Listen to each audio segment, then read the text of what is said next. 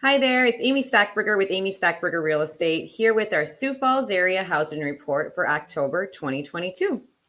As you know, we are in a shifting market, but as per the norm, our little slice of heaven isn't seeing nearly the massive downturn as the majority of the United States is when in the larger metropolis areas. The greater Sioux Falls area itself has had an average sales price of approximately $354,000, which is still up close to 16% year to date. And the median sales price is $310,000, which is up 17%. So that's still looking like we're on a good upward movement compared to even last month. We were really at only a difference of like 0.5%. Year over year, inventory is down about 10%, which is a still significant decrease of inventory of houses. And that actually relates pretty closely to why we have a little bit of a downturn too of closed sales. There's just not as many units on the market.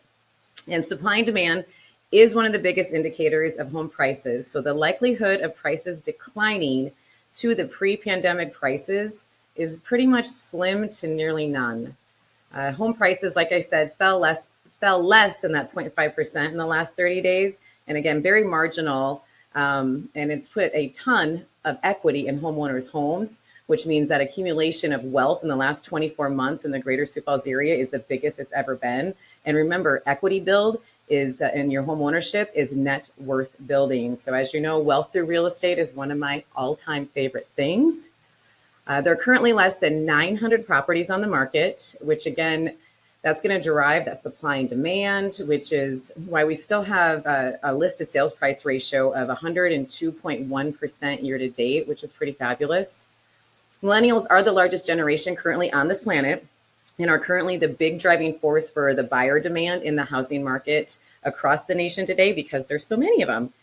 There is obviously no denying that the higher mortgage rates are making it hard for some people to find affordability in the market today, but millennials are still very eager to buy and able to buy, whether it's their first or even if they're in that moving up stage. That's a large part because the value millennials place on education. In a recent article that First American put out, says that millennials may be the most educated generation in our nation's history. Because of that, they tend to earn higher wages, and that then translates into greater buying power when they get into making those life changes, which is very interesting, I think. Go millennials, right? So life changes, again, as I always say, happen. Life changes happen to everybody, and that triggers a housing need, regardless of the interest rate. People have things happen in their life. 3% rate in March means nothing to them, too, for those millennials who haven't bought before. So know that millennials who are coming into the market, again, for their first-time home, or that move up home, them seeing that 3% interest rate from back in March means nothing to them now compared to that interest rate. If they're doing a first time home buyer loan product, they could still get that around that 6%. And there are some banks around our area who are still putting together some really, really great and creative loan products that allow them, the home buyer, to buy down that loan product or down that loan rate, or they can negotiate in and have that seller help them buy down that loan rate that will then be able to make that house a little bit more affordable, which is a fabulous, fabulous option to have. And again, marry that house, date that rate. And keep in mind, since 1970, this just came out too, and since 1970, the average interest rate to now has been 10%. So that really puts it into perspective. And before the pandemic, we were still sitting around anywhere between that 4 to 5%. Likely, economists are saying that we're going to end up back in the 5% by next year. So again, marry the house, date the rate.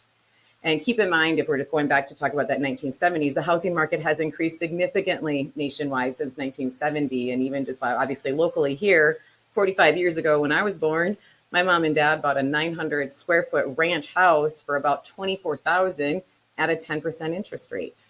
So pretty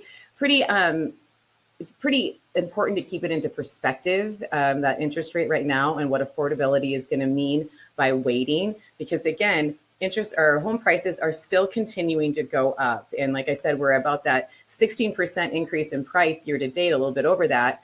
And even if home prices do take another tick down, which again, they've come down 0.5% up to this point from this month over last month, even if we went down by 10%, if at the end of the year we ended up with an appreciation rate of our home prices going up 10%, that is still a really, really awesome investment. And again, it's an investment that you can make money in while you're making memories. So it's just the best American dream that you can have as far as investments go. And really good, exciting news too. I thought that Fannie Mae and Freddie Mac both just published a report saying that they're forecasting home prices for 2023 to be going up in price. Fannie is estimating nationwide 4%.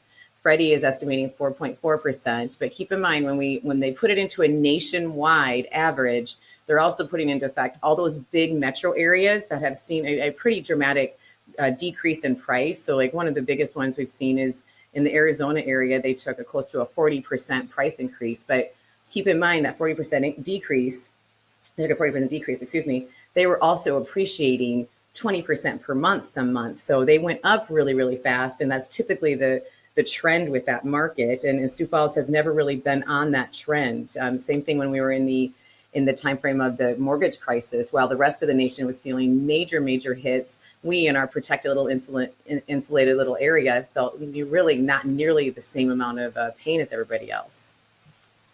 Also, we're seeing, again, with our growth pattern of Sioux Falls, we have so much supply and demand. And again, supply and demand is what dictates the majority of the factors of pricing. That with all the jobs that are coming into our area in 2023 and 2024, brand new jobs coming in with Amazon, with all the development going on downtown, and all the businesses that haven't even announced that they're going to be coming here, who are already on the way to get here that we don't even know about. Think of the possible job opportunities that people will have coming in from out of state. So again, those people coming in are going to need houses. So that supply and demand is going to stay the same, if not even maybe go down a little bit as those jobs start to open up in 23. So as always, if you know of anybody with a life change coming up, we would love to offer them lifetime home support and the expertise at Amy Stockberger Real Estate. Thanks.